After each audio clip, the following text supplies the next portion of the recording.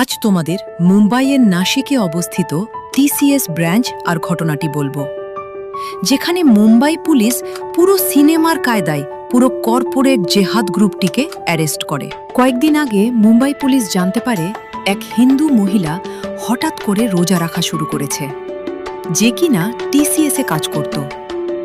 তারপর মুম্বাই পুলিশ মহিলাদের নিয়ে একটা আন্ডার কভার মিশন লঞ্চ করে। এই মহিলাগুলো সেই টিসিএস যায় এবং বিভিন্ন কাজ করতে থাকে, যেমন ঝাড় দেওয়া থেকে বিভিন্ন ডকুমেন্ট পৌঁছে দেওয়া। এবং তারপর তারা সেখান থেকে এক নোংরা রিলিজিয়ান কনভার্টেড গ্রুপের সন্ধান পায়, যার মূলে রয়েছে কয়েকজন মুসলিম টিম লিডার, যেমন আসিফ, সাফি, শাহরুখ, রেজা, দানিশ এবং তাওসিফ।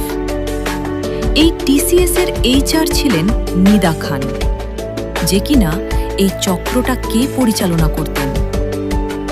এদের টার্গেট ছিল হিন্দু মেয়েরা, যাদেরকে এরা সেক্স করার অফার দিত, ইসলাম ধর্মে কনভার্ট করার জন্য জোর করত এবং রেপ করার হুমকি দেওয়া হতো।